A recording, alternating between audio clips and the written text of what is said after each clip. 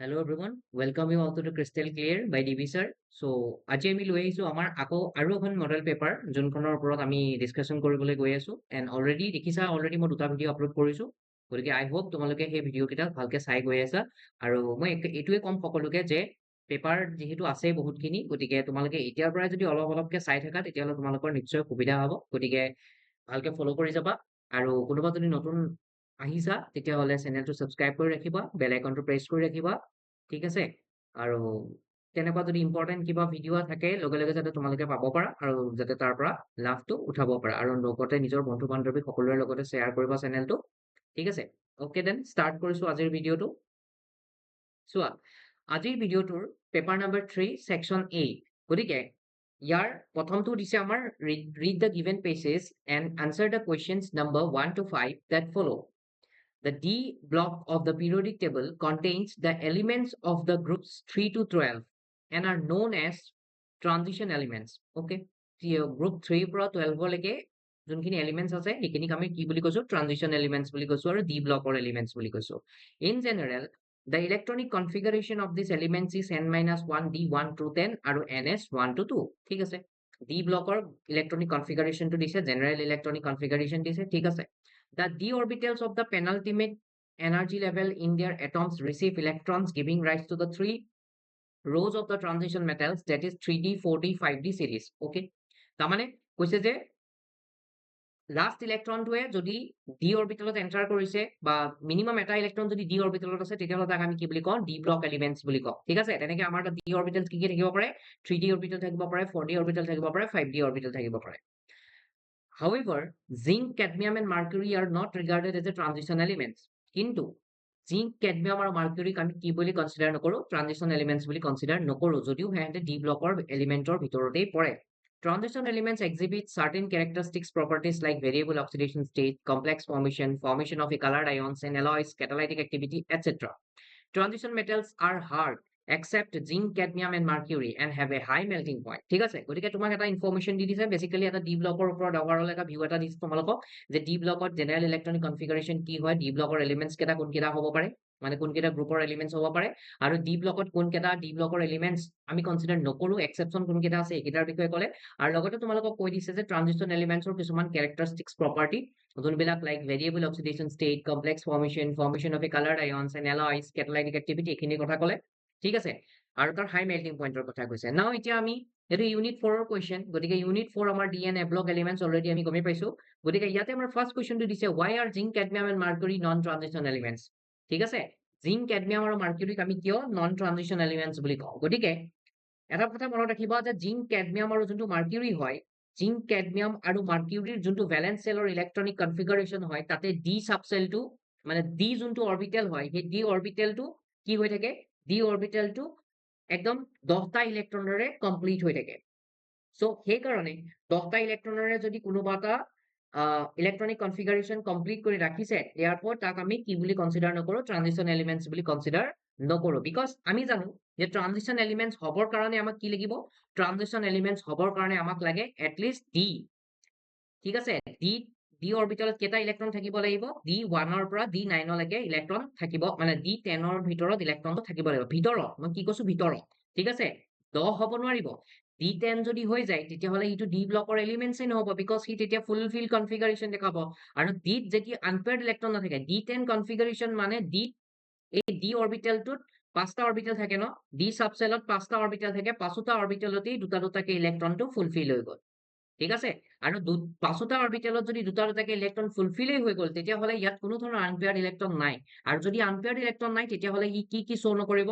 ই magnetic property show কৰিব নোৱাৰিব ই colour দেখাব নোৱাৰিব ঠিক আছে তো এনেকুৱা প্ৰপাৰ্টিজ বিলাক শ্ব কৰিব নোৱাৰে আৰু এইবিলাক প্ৰপাৰ্টিজ যদি শ্ব কৰিব নোৱাৰে তেতিয়াহ'লে তাক মই ডি এলিমেন্টছ বুলি কিয় কনসিডাৰ কৰিম বিকজ ডি এলিমেন্টছ বিলাকে সেইবিলাক প্ৰপাৰ্টি শ্ব কৰে যদি জিংক কেডমিয়াম মাৰ্কিউৰি আমাৰ ডি ব্লকৰ এলিমেন্টছই হয় তেতিয়াহ'লে হেহেতক সেই প্ৰপাৰ্টিজ বিলাক দেখাব লাগিছিলে কিন্তু যেহেতু নেদেখায় therefore they are not considered as a transition elements বা also called as non transition elements কিহৰ কাৰণে ৰিজনটো গম পালা যে এহেতৰ যোনটো ডি অৰবিটেল থাকে this d orbital is fully filled okay and এইটো এনচিআৰটি ডাইৰেক্ট কোৱেশ্চন হয় এইবিলাক এনচিআৰটি ডাইৰেক্ট কোৱেশ্চন হয় গতিকে এইবিলাকৰ মোৰ মতে এইবিলাক কোনো বাহিৰা কুৱেশ্যন নহয়, মই জাষ্ট তোমালোকক হিন্ট দি দিছো বা তোমালোকক মই বস্তুটো দেখাই দিছো, বুজাই দিছো যে চোৱা তোমালোকৰ পেপাৰ কোনো টান প্ৰশ্ন নহয়, পেপাৰখন অলৰেডি তোমালোকৰ এনচিইআৰটিৰ কুৱেশ্যনেই হয়।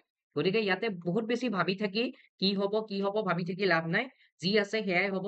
আৰু যেনেকুৱা কুৱেশ্যনছ আগতে আহি আছে এইবাৰো তেনেকুৱাই আহিব। গতিকে ইয়াত কোনো বেলেগ কথা ভাবাৰ দৰকাৰেই নপৰে। গতিকে ধুনীয়াকে তোমালোকে আনচাৰখিনি কৰিব পাৰিবা। গতিকে ফাৰ্ষ্ট কুৱেশ্যনটোৰ আনচাৰ যদি মই লিখি দিওঁ তোমালোকক, তেতিয়াহ'লে কি লিখিব পাৰিম?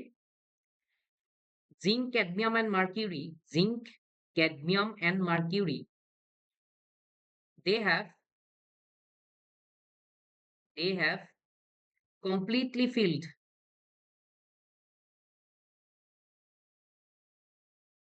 They have completely filled n-1 d orbitals. n-1 d orbitals বা subshells in their ground state.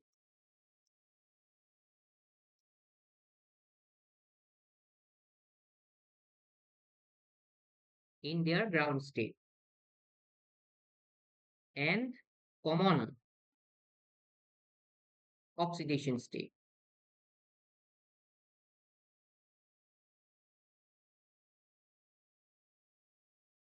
Common oxidation states. Well, lacking the লগতে লিখি থব পাৰো, মানে সি কি কৰে, lacking the partially filled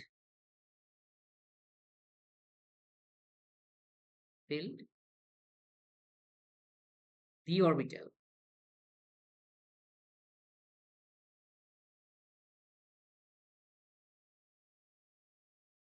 That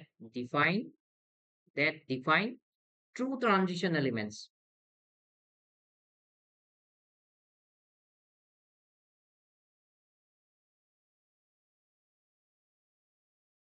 Okay, and I hope তোমালোকে এইখিনি question answer কৰিব পাৰিবা। ইমানখিনি নিলিখিলেও নাই, ডাইৰেক্ট তোমালোকে answer কৰি দিব পাৰা যে since zinc, cadmium, and mercury they have a completely filled d orbital, therefore they are not regarded as a transition elements. So this is called non-transition elements. They are called non-transition elements. Next, which transition metal of 3D series do not show variable oxidation state? Direct question answer 1 mark question. Hetu ahibo kun janane amar?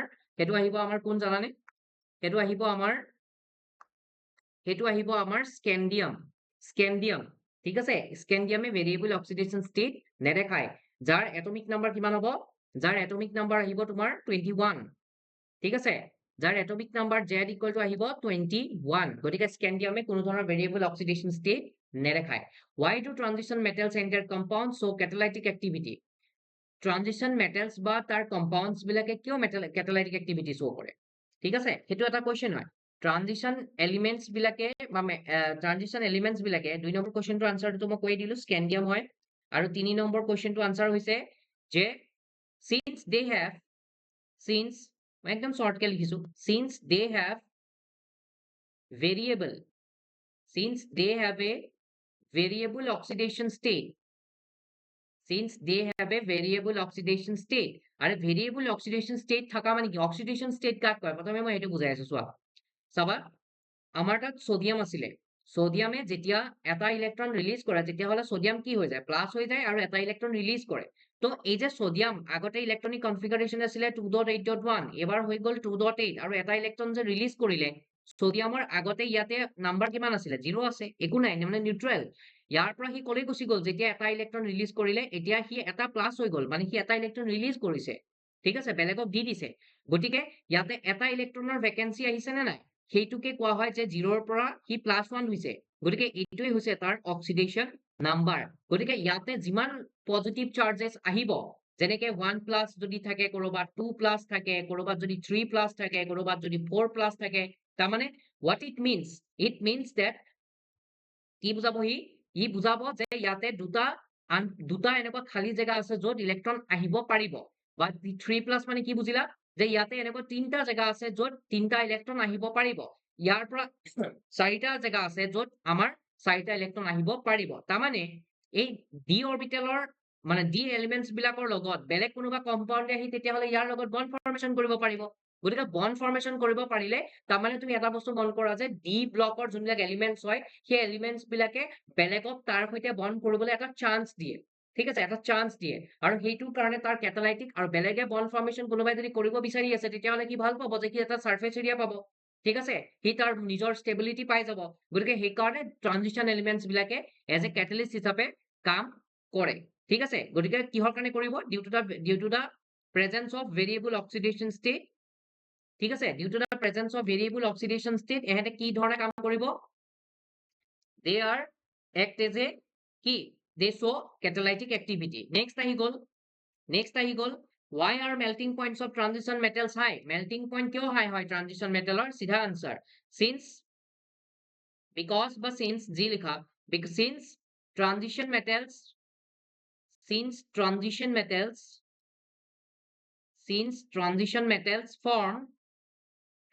metals form metallic bonding. Transition metals form metallic bonding, which is very hard. Metallic bonding, which is very strong, which is very strong bond, which is a very strong bond. So কি হব, so we need more amount of energy to break this bond. So we require more and more energy to break this bond. Therefore they have a high melting point. বুজি পালা, গতিকে সেই বন্ডটো ভাঙিবলৈ হলে তোমাক বেছি এনাৰ্জি দিব লাগিব, যাৰ কাৰণে তুমি গম পাবা যে তাৰ হাই মেল্টিং পইণ্ট আছে। নেক্সট আহি গ'ল why is copper 2+ ion colored while Zn2+ ion is colorless in solution. গতিকে ইয়াৰ যদি মই ডাইৰেক্ট চাবা এইবিলাক কনচেপচুৱেল হয়। কপাৰৰ এটমিক নাম্বাৰ কিমান হয়, কপাৰৰ এটমিক নাম্বাৰ কিমান হয়, কপাৰৰ এটমিক নাম্বাৰ হয় 29, Z equal to 29 হয়। কপাৰৰ এটমিক নাম্বাৰ যদি 29 হয় তেতিয়াহ'লে ইয়াৰ ইলেক্ট্ৰনিক কনফিগাৰেশ্যন আহিব আৰ্গন 18 4s2 3d কিমান আহিব 3d 9 সৰি 3d কিমান আহিব 3d 8, but this is wrong, ঠিক আছে, this is wrong। কিয় wrong, because copper has an exceptional electronic configuration 4s1 হয় আৰু 3d কি থাকে 3d 9 থাকে। এতিয়া কপাৰে কলে গৈছে কপাৰ 2+ হৈ গৈছে, কপাৰ যদি কপাৰ 2+ হলে যায় তেতিয়াহ'লে তুমি নিজেই চোৱা ইয়াতে কপাৰত ইলেক্ট্ৰন কেইটা থাকিব, 4s ৰ পৰা এটা ইলেক্ট্ৰন গ'ল আৰু 3d ৰ পৰা কেইটা ইলেক্ট্ৰন যাব, 3d ৰ পৰা এটা ইলেক্ট্ৰন গুচি যাব। এইটো 29 আছিল ন, 29 হলে এইটো 10 হে আহিব, এইটো 10, ঠিক আছে 10 হ'ব। ওকে, তো কপাৰৰ যদি দুটা ইলেক্ট্ৰন যায় তেতিয়াহ'লে এইটোতো আমাৰ ভেলেন্সিয়েল হয়, বিকজ এইটো এনৰ ভেলু প্ৰিন্সিপাল কোৱান্টাম নাম্বাৰৰ ভেলু ইয়াতে ডাঙৰ হয়, গতিকে 4s টো তোমাৰ লাষ্টৰ অৰবিটেল হয়, ঠিক আছে। গতিকে ইয়াৰ পৰা প্ৰথম এটা ইলেক্ট্ৰন গুচি যাব, তাৰপিছত আৰু এটা ইলেক্ট্ৰন ক'ৰ পৰা যাব, ডিৰ পৰা যাব, তেতিয়াহ'লে তোমাৰ তাত ডিত ইলেক্ট্ৰন কেইটা থাকিব, এটা থাকিব, তাৰমানে 3d 9, আৰু যদি 3d 9 হয়, যদি 3d 9 হয় তেতিয়াহ'লে ডি টোটেল অৰবিটেল কেইটা থাকে, 5টা থাকে, ডিত ইলেক্ট্ৰন 9টা আছে, তাৰমানে 1টা 2টা 3টা 4টা 5টা 6টা 7টা 8টা 9টা। তেতিয়াহ'লে তুমি নিজেই চোৱা যে ডি অৰবিটেলত এটা আনপেয়াৰ্ড ইলেক্ট্ৰন আছে, since copper 2+ has one unpaired electron, one unpaired electrons are there, therefore it gives one unpaired electrons are there, লগতে লিখি দিবা যে dd transition is possible, dd transition takes place, so it gives color, কি color, বুজি পালা। so সেইকাৰণে কি কৰিব, color দেখাব, কিয় দেখাব, বিকজ ইয়াতে যোনটো ডি অৰবিটেল আছে সেই ডি অৰবিটেলত নাম্বাৰ অফ আনপেয়াৰ্ড ইলেক্ট্ৰনছ আছে, আৰু নাম্বাৰ অফ আনপেয়াৰ্ড ইলেক্ট্ৰনছ থাকিলে সি ডি ট্ৰানজিশন দেখায়, ডি ট্ৰানজিশন মানে এটা লোৱাৰ এনাৰ্জি অৰবিটেলৰ পৰা এটা হায়াৰ এনাৰ্জি অৰবিটেললৈ সি জাম্প কৰিব পাৰে। আৰু যেতিয়া কালাৰ কেতিয়া দেখা পাওঁ, যেতিয়া গ্ৰাউণ্ড ষ্টেটত থকা কোনোবা এটা ইলেক্ট্ৰনে এনাৰ্জি এবজৰ্ব কৰে, সি তেতিয়া হায়াৰ এনাৰ্জি ষ্টেটত যায়, আৰু হায়াৰ এনাৰ্জি ষ্টেটত এতিয়া সদায়তো সি হায়াৰ এনাৰ্জি ষ্টেটতে নাথাকিব, গতিকে সি হায়াৰ এনাৰ্জি ষ্টেটৰ পৰা যেতিয়া লোৱাৰ এনাৰ্জি ষ্টেটলৈ আকৌ নামি আহিব, সি নামি আহোঁতে কি কৰিব লাগিব, সি এনাৰ্জি বিলাক ৰিলিজ কৰিব লাগিব, সেই যোনবিলাক এনাৰ্জি সি ৰিলিজ কৰে, সেই ৰিলিজ কৰা এনাৰ্জি বিলাকে আমাৰ কি হয়, ৰেডিয়েশ্যন হয়, আৰু সেইবিলাকে আহি আমাৰ চকুত পৰে আৰু আমি তাৰ কালাৰ দেখা পাওঁ। চ' এইটোৱে হৈছে কনচেপ্ট অফ কালাৰ আমি কেনেকে দেখা পাওঁ মই অলৰেডি কৈ দিলো, গতিকে তোমালোকে এইটো বস্তু ভালকে শুনি ল'বা। ওকে, গতিকে এইটোৱে ৰিজন হৈছে যে কপাৰ 2 প্লাছে কালাৰ দেখায় কিন্তু এতিয়া কথাটো হ'ল মোক আৰু এটা কম্পাউণ্ড দিছে কম্পাউণ্ডটো হৈছে যে জিংক এতিয়া জিংকে নেদেখায় বুলি কৈছে চাওচোন কিয় জিংকে নেদেখায় এতিয়া জিংকৰ যদি তুমি এটমিক নাম্বাৰ চোৱা তেতিয়াহ'লে জিংকৰ যোনটো এটমিক নাম্বাৰ হয় জিংকৰ এটমিক নাম্বাৰটো কিমান হয় জিংকৰ এটমিক নাম্বাৰ হয় 30 হয় জিংকৰ তেতিয়াহ'লে ইলেক্ট্ৰনিক কনফিগাৰেশ্যন কিমান আহিব আৰ্গন 18 4s2 3d 10 আহিব হয় না নাই এতিয়া জিংকৰ যেতিয়া তুমি 2 পজিটিভত ইয়াক অক্সিডেশন ষ্টেটত লৈ যাবা তেতিয়াহ'লে জিংকে কি কৰিব জিংকে 4s ৰ পৰা দুটা ইলেক্ট্ৰন উলিয়াই পঠিয়াই দিব আৰু ইয়াৰ তাত থাকিব কি 3d 10 ইলেক্ট্ৰনিক কনফিগাৰেশ্যন তাৰ মানে তুমি এতিয়া ইয়াৰ 3d অৰবিটেলটো যদি ড্ৰ কৰা 3d অৰবিটেলটো যদি ভালকে ড্ৰ কৰা তেতিয়াহ'লে ইয়াতে পাঁচটা অৰবিটেল থাকে আৰু পাঁচটা অৰবিটেলত এটাত যদি এটা ঘৰত যদি দুটাকে ইলেক্ট্ৰন থাকিব পাৰে পাঁচটা ঘৰত কেইটা ইলেক্ট্ৰন থাকিব পাঁচটা ঘৰত দুটাকে ইলেক্ট্ৰন থাকিব তাৰ মানে ইয়াতে there are no unpaired electrons therefore see there are no unpaired electrons therefore there are no unpaired electrons so it does not give any color so it does not give any color বুজিব পাৰিছা so it does not give any color because ইয়াতে dd transition possible নহয় dd transition হবলে হলে d অৰবিটেলত at least one minimum unpaired electron থাকিব লাগিব যোনটো কপাৰত আছিলে কিন্তু জিংকত নাই গতিকে this is the answer of this question and এনেকুৱা question তোমালোকৰ dnf ব্লকৰ চেপ্টাৰটোত ভৰ্তি হৈ আছে যে ই কিয় কালাৰ দেখায় ই কিয় কালাৰ নেদেখায় কনসেপ্ট এটাই যে unpaired electron যদি থাকে কালাৰ দেখাব আৰু যদি unpaired electron নাই তেতিয়াহলে কালাৰ নেদেখায় very simple okay ঠিক আছে now let's move on to the next question name the cell which was used in the apollo space program ঠিক আছে এটো question mistake আছে apollo space program ঠিক আছে অলৰেডি যোনে যোনে ইলেক্ট্ৰোকেমিষ্ট্ৰি পঢ়িছা বা মোৰ ওচৰত যোনে যোনে পঢ়িছা সকলোৱে জানা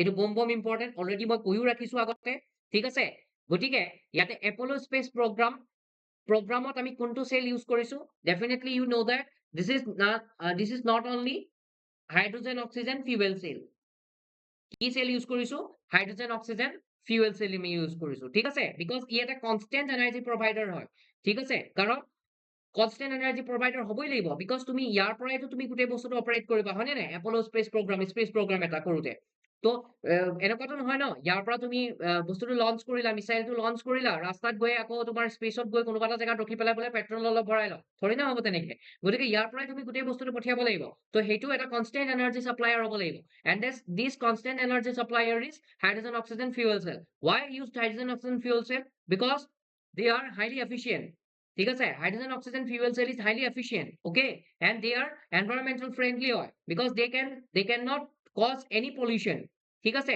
আৰু এইবিলাক কাৰণতে আমি hydrogen oxygen fuel cell টো আমি ইউজ কৰো next আছে how many coulombs are required for the oxidation of 1 mole of H2O to O2 গতিকে H2O O2 লে দিবলে হলে 1 mol H2O তুমি অক্সিজেনলৈ নিবলে কিমান কুলম্বস তোমাক এনাৰ্জি দৰকাৰ হ'ব এটো তোমাক সুধিছে গতিকে 7 নম্বৰ কোৱেশ্চনৰ আনসাৰটো মই এখিতে কৰি দিছো ওকে তো 7 নম্বৰ কোৱেশ্চন আনসাৰটো মই এখিতে কৰি দিছো চাবা তোমালোকে 7 number question answer so water 1 mol আছে ইয়াক মই অক্সিজেনলৈ কনভাৰ্ট কৰিম গতিকে অক্সিজেনলৈ কনভাৰ্ট কৰোতে মোৰ তাত ৰিঅ্যাকশন আহিব 2H positive plus half of O2 plus 2 electron গতিকে ইয়াতে কিমান মোল ইলেক্ট্ৰনৰ ৰিলিজ কৰিছে কি এই H2O ৰ পৰা এইটো একো নাই মানে কি আছে 1 মোল আছে H2O ৰ পৰা তুমি O2 বনাইছা হয় O2 বনাওতে কিমান ইলেক্ট্ৰন ৰিলিজ হৈছে ইয়াত 2 মোল ইলেক্ট্ৰন ৰিলিজ হৈছে therefore how many coulombs ইয়াতে তাৰ মানে এইটো 2 ইলেক্ট্ৰন মানে কি number of charges required number of charges required number of charges required equal to কিমান ফেৰাডে ফেৰাডেত কলেতো 2 ফেৰাডে বাট আমাক কৈছে কুলম্বত গতিকে আমি জানো যে 1 ফেৰাডে ইকুৱেল টু 96500 কুলম গতিকে ইয়াক যদি তুমি মাল্টিপ্লাই কৰা কিমান পাবা 000193000 coulomb yes I think it's clear for all গতিকে মেইন কেস ৰিঅ্যাকশনটো জানিব লাগিব ৰিঅ্যাকশনটো জানিলেহে তোমালোকে গোটেই কামখিনি কৰিব পাৰিবা ঠিক আছে বুজি পাইছা okay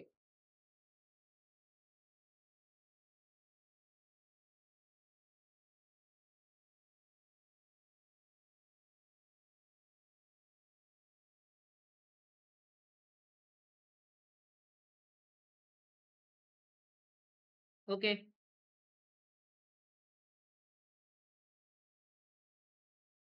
নেক্সট আহা। আই থিংক ইটস ক্লিয়াৰ। এইখিনি জেগাত সকলোৰে ক্লিয়াৰ হ'ল কুৱেশ্যন ন? নেক্সট আহো আমি, নেক্সট কুৱেশ্যনটো চাওঁ এবাৰ। কি দিছে?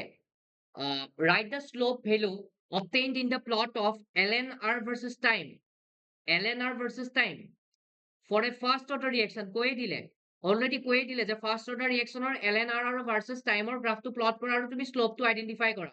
এইটো কোনো নতুন বস্তু নেকি? এইটো সদায় যেতিয়া ডিৰাইভেশ্যন কৰোৱা হয়, ডিৰাইভেশ্যন কৰাতে ln ৰ ফৰ্মটোতো আহেই, ln কে আমি পিছত লগলৈ কনভাৰ্ট কৰিব পাৰো। গতিকে এইবিলাক সৰু সুৰা বস্তু হয়, এইবিলাক কোনো টান প্ৰশ্ন নহয়। মডেল নামৰ ৱৰ্ড এটা লগাই দিলে কাৰণে তুমি টান বুলি ভাবি ল'লে নহ'ব, ঠিক আছে?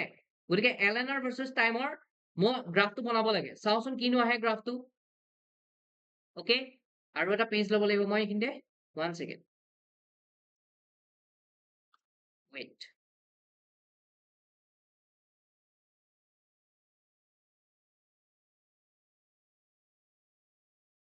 অ'কে, চ' ln r ভাৰ্চেছ টাইমৰ গ্ৰাফ বনাব দিছে। কুৱেশ্যনটো কিমান আছিল মই পাহৰি থাকিলো, তোমালোকে নিজে নাম্বাৰটো দি ল'বা। ln r versus time, ln r versus time t, time টিৰ মাজত গ্ৰাফটো বনাব লাগে। অ'কে, ঠিক আছে। Now we all know that for a first order reaction, কৰে গ্ৰাফ কেনেকে বনায় for a first order reaction.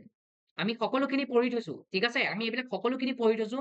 যোনে যোনে মোৰ লগত আৰোহণ বেটছৰ লগত জড়িত হৈ আছা, সকলোৱে জানা মই কেনেকে পঢ়াই থৈছো। গতিকে গ্ৰাফ কেতিয়া মুখস্থ কৰা বস্তু নহয়, প্ৰথম কথা।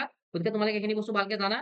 For a first order reaction, for a first order reaction আমি কি জানো? k equal to 1/t ln a naught, a naught বা r নটটো লিখিব পাৰি। a টো ইনিচিয়েল কনচেন্ট্ৰেচন, বা ইয়াতে মই r নট লিখিম যিহেতু মোক r দিছে। গতিকে r naught by r, r naught is the initial concentration, r is the remaining concentration। now মই ln r versus টাইমৰ গ্ৰাফ বনাব লাগে। now ঠিক আছে, চাও মই এইটো মডিফাই কৰি লওঁ। kt is equal to কি লিখিব পাৰিম? ln r naught minus ln r। Okay, মোৰ টাৰ্গেট, মই গ্ৰাফ তিনটাই শিকিছো। এটা হৈছে y equal to mx plus c, এটা হৈছে y equal to minus mx plus c, আৰু এটা হৈছে y equal to mx। Okay fine. now মই ln r টো এইফালে লৈ আহো, ইকুৱেল টু মাইনাছ kt লিখিব পাৰিম, প্লাছ ln r naught। এতিয়া ইয়াতে যোনটো ln r দিছে, এইটো মোৰ কি হয়? এইটো হৈছে মোৰ y ৰ ভেলু, আৰু টাইম t টো কি ভেলু? x ৰ ভেলু, বিকজ মোৰ y আৰু x টো হৈছে ভেৰিয়েবল। যিহেতু মই গ্ৰাফ জানো, y equal to mx plus c, straight লাইনৰ ইকুৱেশ্যন। এই ষ্ট্ৰেইট লাইনৰ ইকুৱেশ্যনত কেতিয়াবা m টো নিগেটিভত থাকে, কেতিয়াবা পজিটিভত থাকে, আৰু কেতিয়াবা c টো থাকে, কেতিয়াবা নাথাকে। চিম্পল বস্তু। গতিকে ইয়াতে যদি মই গ্ৰাফটো ভালকে নোট কৰো, চোৱা তুমি ln r জেগাত কাৰ ভেলু আছে? y ৰ ভেলু আহি গ'ল। দেন এইটোত তোমাৰ t ভেলু কাৰ হয়? x ৰ হয়। দেন ইয়াৰ লগত যোনটো k আছে, ইয়াৰ লগত যোনটো k আছে, সেই k টো কাৰ ভেলু হয়? m ৰ ভেলু হয়, আৰু m টো ইয়াত শ্লোপ নিগেটিভত আছে, গতিকে নিগেটিভ ভেলু দিছো। প্লাছ ln r naught মানে কোন? c ৰ ভেলু। ওকে, নাও তোমাৰ গ্ৰাফটো তেতিয়াহ'লে কি আছে? গ্ৰাফটো তোমাৰটো নিগেটিভ শ্লোপত আছে, তাৰমানে তোমাৰ গ্ৰাফটো এনেকে আহিব। যদি তুমি ইয়াৰ গ্ৰাফটো প্লট কৰা, ln r ভাৰ্চেছ যদি তুমি t ৰ গ্ৰাফ প্লট কৰা, তেতিয়াহ'লে তোমাৰ গ্ৰাফটো উইথ নিগেটিভ শ্লোপ। নিগেটিভ শ্লোপত এইটো হয়, m ইকুৱেল টু কিমান আহিব? Minus k, negative slope. গতিকে তোমাক শ্লোপ সুধিছিলে, গতিকে slope m is equal to minus k। Okay, so this is the answer of this question। বুঝি পালা? Very simple।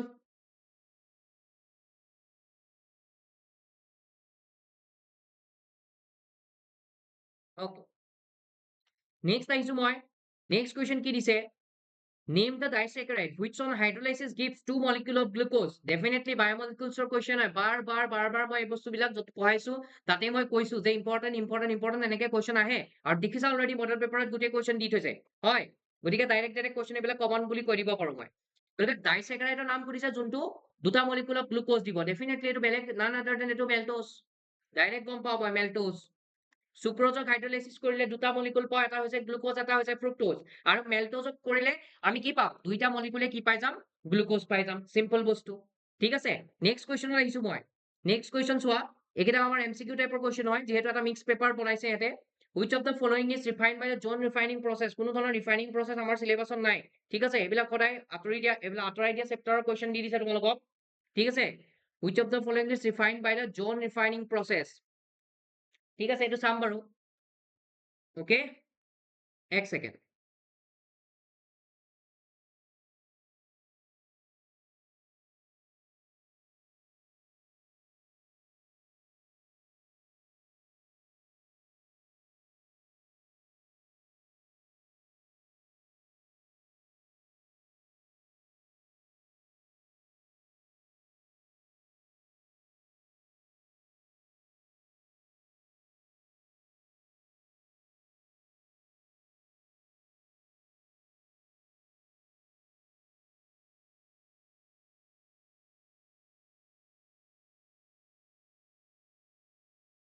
ইয়েছ, এইটো অপচনটো আনচাৰটো আহিব জাৰ্মেনিয়াম। গতিকে জাষ্ট মাৰ্ক কৰি ৰাখিবা, তোমালোকে জানিব লাগে খালি ইয়াতে কোনো ধৰণৰ থিয়ৰী কনচেপ্ট নাই আমাৰ কিতাপত, ঠিক আছে?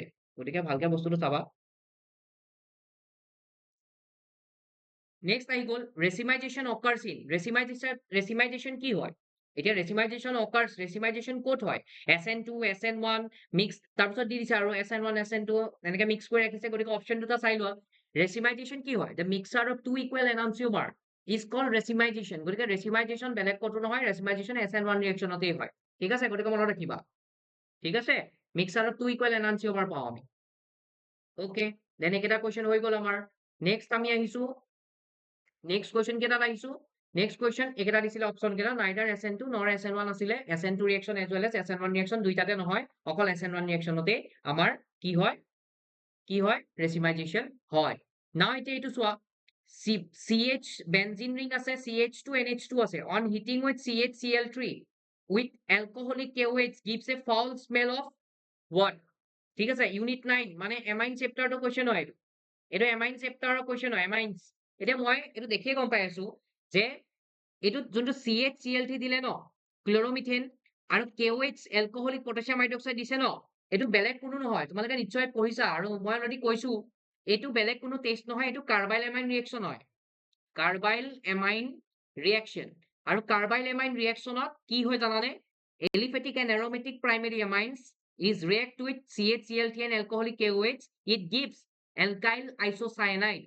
ঠিক আছে, আইসোসায়ানাইড দিয়ে। ইয়াতে আইসোসায়ানাইড কোনটো? এইটোতো সায়ানাইড, এইটো হৈছে আইসোসায়ানাইড। গতিকে option B is the correct answer, আৰু এইটোৱে ফল স্মেল কৰে। ঠিক আছে, গতিকে option B is the correct answer. মানে NH2 গ্ৰুপটো আঁতৰে, আঁতৰি পেলাই NC বনি যায়।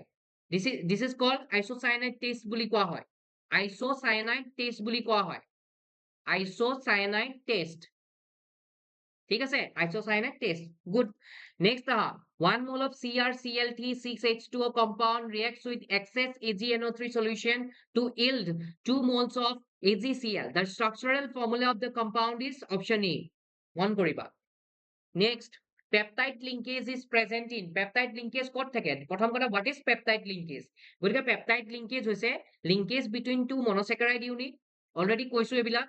মনোচেকাৰাইড ইউনিট, দুটা মনোচেকাৰাইড ইউনিটক যদি তুমি কানেক্ট কৰা, কাৰ জৰিয়তে কানেক্ট কৰিব লাগিব? যেতিয়া দুটা মনোচেকাৰাইড ইউনিটক কোনোবা কেমিকেল বণ্ডৰ জৰিয়তে যেতিয়া কানেক্ট কৰিবা, সেইটো আমি কানেক্ট কৰো থ্ৰু অক্সাইড লিংকেজ। এই অক্সিজেন এটমৰ থ্ৰু দি আমি কানেক্ট কৰো। সেইকাৰণে ইয়াক আমি এইটো ক'ত পোৱা যায়? এইটো কাৰ্বহাইড্ৰেটত পোৱা যায়। ঠিক আছে, গতিকে option is carbohydrate. Next assertion reasoning question. Assertion reasoning question already মই কৰাইছো আগৰ পৰা, গতিকে এইকেইটা নতুন পেটাৰ্ণ, গতিকে এইকেইটা তোমালোকে অকণমান জানিব লাগিব, ভালকে চাবা। ঠিক আছে, যিহেতু আমাৰ অভ্যাস নাই এনেকুৱা কুৱেশ্যন চোৱাৰ, গতিকে আশা কৰো তোমালোকে ভালকে এইকেইটা বস্তু চাই যাবা। গতিকে চোৱা, এছাৰচনত কি কৈছে? First question, 15 number question, the COH bond angle in alcohols is slightly less than the tetrahedral angle. Okay, fine. This is due to the repulsive interaction between the two lone pairs on oxygen. Yes, এইটো correct. এইটো correct হয়. Both assertion and reasoning both are correct. আৰু reason is the correct explanation of A. গতিকে option আহিব A. ঠিক আছে, এইটো option A আনসাৰটো শুদ্ধ হ'ব। নেক্সট তাৰ পিছৰ কুৱেশ্যনটোত 16 number question, PTEN whole 2, EN এটা বাইডেন্টেড লিগেণ্ড হয়, Cl2 হোল 2+ আছে, complex is less stable then PTNH3 whole 4 Cl2, ওপৰত আকৌ হোল 2+ আছে কমপ্লেক্স। প্ৰথম কথা, এইটো ভুল হয়, এই কমপ্লেক্সটো বেছি ষ্টেবল হয়। যিহেতু বাইডেন্টেড লিগেণ্ডছ আছে, তাৰমানে ইয়াৰ কোঅৰ্ডিনেশ্যন নম্বৰ কিমান? ইয়াৰ কোঅৰ্ডিনেশ্যন নম্বৰ হৈছে 6। ই ক্লৰিন দুটা আছে, EN নিজে বাইডেন্টেড, গতিকে তাক আকৌ দুবাৰ ৰখা হৈছে, তাৰমানে কি 4টা কোঅৰ্ডিনেশ্যন নম্বৰ দিব। গতিকে 4 + 2 মানে 6। গতিকে ইয়াৰ যোনটো ষ্ট্ৰাকচাৰ আহিব, সেইটো অক্টাহেড্ৰেল ষ্ট্ৰাকচাৰ আহে, আৰু অক্টাহেড্ৰেল ষ্ট্ৰাকচাৰ আহিলে ই এনেকুৱা ৰিং টাইপত বা ক্লোজ ষ্ট্ৰাকচাৰ এটা ফৰ্মেশ্যন কৰে Cl এইখিনিত এটা ইএন আহি গ'ল আৰু এইখিনিত এটা ইএন আহি গ'ল গতিকে বাইডেন্টেড লিগাণ্ড থাকিলে এনেকুৱা যেতিয়া ৰিং কম্পাউণ্ড ফৰ্মেশ্যন কৰে ন তো সেইটো বেছি ষ্টেবল হয় কম্পেৰিজন টু দিছ বিকজ এইটো কমপ্লেক্স তোমাৰ ইয়াতো কোঅৰ্ডিনেশ্যন নাম্বাৰ 6 আছে ই আকৌ কমপ্লেক্সটো এনেকুৱা ফৰ্মেশ্যন কৰিব চাই থাকা ই কমপ্লেক্স এনেকুৱা দিব Cl আৰু বাকী কেইটা গোটেই কেইটা পজিশ্যনত তোমাৰ NH3 থাকিব গতিকে এইকেইটা হ'ব ঠিক আছে আৰু এইটো যোনটো ইএনৰ কথা কৈছো এইটো চিলেট ইফেক্টৰ কাৰণে হয় বুলি কওঁ আমি ঠিক আছে গতিকে এনেকুৱা নহয় এইটো ভুল হয় এছাৰচনটো ভুল হয় আৰু PTEN whole two Cl2 whole two positive is a so complex shows chelate effect exactly এইটো কাৰেক্ট গতিকে এছাৰচন ভুল হয় ৰিজনটো শুদ্ধ হয় গতিকে মই এইখিনিতে লিখি দিছো গতিকে মই এইখিনিতে সাইডতে লিখি দিছো মেবি তোমালোকে দেখি আছা চাগে ৰবা এবাৰ টেষ্ট কৰি দিছো মই ঠিক আছে গতিকে A is correct sorry A is wrong A is wrong, but R is correct. ঠিক আছে এটো শুদ্ধ আনসার নেক্সট 70 নাম্বার কোশ্চেনত আহিবা osmotic pressure is a colligative property definitely colligative property osmotic pressure is directly proportional to molarity exactly because osmotic pressure মানে হৈছে pi v equal to nRT এতিয়া pi equal to v তুমি n by v লিখিব পাৰা rt লিখিব পাৰা গতিকে pi equal to n by v মানে তো কনসেন্ট্ৰেশন তাৰ মানে rt আৰু কনসেন্ট্ৰেশন মানে তো বেলেগ কোনো নহয় মোলাৰিটি হয় তেতিয়াহলে pi is directly proportional to molarity হয় গতিকে this is the correct explanation গতিকে both assertion and reason are correct and R is the correct explanation of A গতিকে option A is the correct answer okay ঠিক আছে next 18 number question আহা reactivity of ketone is more than aldehyde no reactivity of ketone is aldehyde কে বেশি নহয় ঠিক আছে aldehyde is more reactive than ketone reason to দিছে the carbonyl carbon of ketone is less electrophilic as compared to aldehyde হবই নোৱাৰে because কেটনৰ functional group CH3 এটো হয় CH3 নিলিখো R লিখো R C double bond R this is ketone আৰু aldehyde হল এটো C double bond H গতিকে ইয়াতে তুমি চোৱা এই কাৰ্বনটো ইয়ালে যদি বন্ডটো ভাঙি দিয়ে তেতিয়াহলে কাৰ্বনে পজিটিভ চাৰ্জ পায় কিন্তু এফালে দুটা এলকাইল গ্ৰুপ থকাৰ কাৰণে দুইটা এলকাইল গ্ৰুপে ইয়াক কাৰ্বনক ইলেক্ট্ৰন ডোনেট কৰি আছে তাৰ মানে এটো লেছ ইলেক্ট্ৰোফিলিক হ'ব কিন্তু এলডিহাইডত চোৱা এলডিহাইডত অকল মাত্ৰ এটা আৰেহে ইয়াক মানে ইলেক্ট্ৰনটো ডোনেট কৰি আছে গতিকে সেই কাৰণে এলডিহাইডটো বেছি ৰিএক্টিভ হয় কম্পেৰিজন টু কিটোন গতিকে এছাৰচনটো ভুল আৰু ইয়াতে কৈছে লেছ ইলেক্ট্ৰোফিলিক বুলি কৈছে অলৰেডি মই কৈছো এটো লেছ ইলেক্ট্ৰোফিলিক হয় বিকজ ইলেক্ট্ৰন দিয়ে আছে ইলেক্ট্ৰোফিলিক হৈ থাকিব দিয়াই না তাক গতিকে A is wrong but R is correct ঠিক আছে A wrong R correct for this okay now it's clear ঠিক আছে হৈ গল I think গতিকে এইখিনি তোমালোকে বুজি পালা নিশ্চয় হ'ব ঠিক আছে নেক্সট চোৱা এইবিলাক কেমিকেল কাইনেটিক্সৰ কোৱেশ্চন হয় আৰু অলৰেডি তোমালোকে কৰিছা চাগে এনেকুৱা questions in the given reaction A plus 3B arrow দি পেলাই 2C বনাইছে the rate of formation of C is d হৈছে ঠিক আছে rate of formation rate of disappearance আমি কেতিয়া গম পাও যেতিয়া এটোৰ মই rate equation টো লিখি লও গতিকে rate equation যদি মই লিখো তেতিয়াহলে মাইনাস যেহেতু concentration minus dA by dt equal to minus যেহেতু 3 আছে গতিকে দিলো 3 dB by dt hall equal to কি আহিব 1 by 2 এটো যেহেতু প্লাস আহিব because product হয় ন because dC by dt okay fine now তোমাক কৈছে rate of formation of C তাৰ মানে তোমাক এটো প্লাস তাৰ মানে তোমাক এটো দিয়া আছে plus dC by dt is equal to value দিয়া আছে 2.5 into 10 to the power minus 4 তেতিয়াহলে তোমাক সুধিছে calculate the rate of reaction ঠিক আছে rate of reaction তাৰ মানে কি rate is equal to মই গোটেই টাৰ্মটো লিখিব পাৰিম যোনটোৰ ভ্যালু দিয়া আছে 1 by 2 dC by dt গতিকে dC by dt টো মোক দিয়াই আছে গতিকে 1 by 2 into 2.5 into 10 to the power minus 4 multiply divide কৰি দিয়া 1.125 into 10 to the power minus 4 mole per liter per second এটো হৈছে rate of the reaction next সুধিছে rate of disappearance of B rate of disappearance of B মানে এটো minus dB by dt আৰু কোএফিচিয়েন্টটো এফালে লৈ গুছি যোৱা because rate of the reaction যদি মই পায়ে গলো তেতিয়াহলে এই গোটেই টাৰ্মটোৰ লগত rate of the reaction equal কৰি দিম গতিকে dB by dt equal to 3 into 1.25 into 10 to the power minus 4 equal to কিমান আহিব মাল্টিপ্লাই কৰা 3.75 into 10 to the power minus 4 mole per liter per second গতিকে this is the answer of this question I think তোমালোকে বুজি পাইছা হৈ গল next write the IUPAC name and hybridization of the complex এটো মই অলৰেডি আগৰ previous year পেপাৰটোত মই কৰাইছো গতিকে তোমালোকে এইখিনি ধুনীয়াকৈ কৰিবা ঠিক আছে hybridization কেনেকৈ উলিয়াই গমে পোৱা IUPAC name কৰিব পাৰিবা ঠিক আছে Next, what type of isomerism is shown by the complex? এইটো কোনটো টাইপৰ isomerism show কৰিব সুধিছে ঠিক আছে COEN whole to Cl2 আছে কি isomerism show কৰিব geometrical optical কি show কৰিব এইটো geometrical isomerism show কৰিব name the Cs আৰু trans form দিব name the structure of an isomer of this complex which is optically active ঠিক আছে মই চাই দিও এবাৰ সলিউশনটো মই কৰাই দিছো এবাৰ চাই লোৱা তোমালোকে ফটাফট ওকে চোৱা কমপ্লেক্সটো মোক কি দিছে কোৱেশ্চনটো কিমান নম্বৰ আছিলে মোৰ কোৱেশ্চনটো আছিলে মোৰ wait क्वेश्चन था मेरा COEN whole to Cl2 2 plus